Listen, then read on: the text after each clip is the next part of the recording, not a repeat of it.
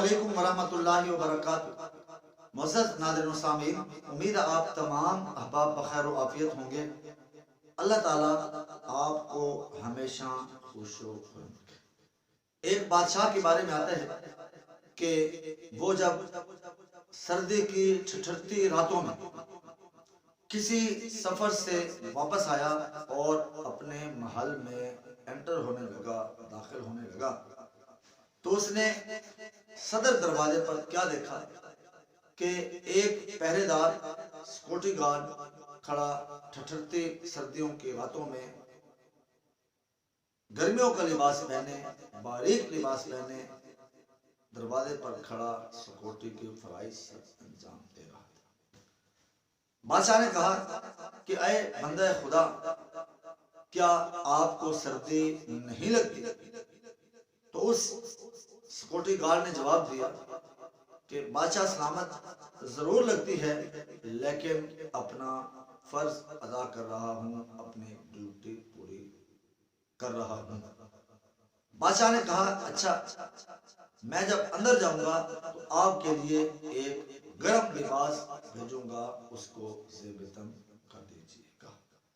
یہ کہہ کر بادشاہ جب اپنے گرم اور نرم خوبصورت محل کے اندر داخل ہوا تو اسے غریب کے ساتھ کیا ہوا وہ گرم لباس والا وعدہ بھول گیا۔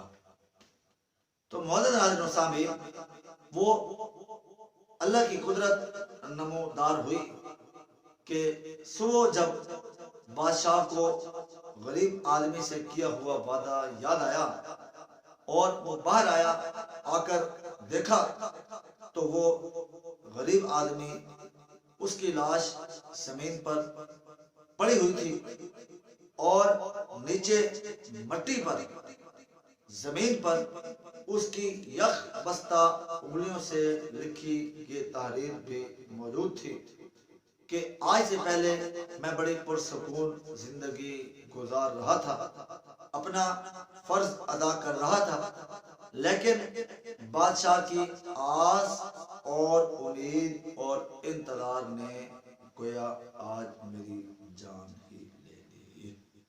تو معزز ناظرین و سامعین، کہنے کا مطلب یہ ہے کہ کسی پر آس اور امید رکھے بغیر اپنے پاؤں پر چلنا سیکھیے۔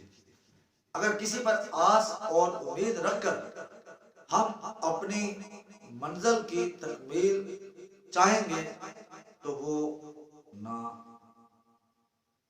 مکمل ہوگی اور کسی صورت میں ہم اپنے منزل کی طرف نہیں پہنچ سکیں گے۔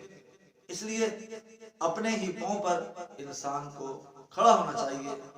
جھوٹی امیدیں اور جھوٹے سہارے بعض دفعہ انسان کو پریشانیوں کے، مسائل کے ایسے مراحل تک پہنچا دیتے ہیں کہ انسان پھر ساری زندگی ان سے کسی صورت پہ نہیں نکل سکتا۔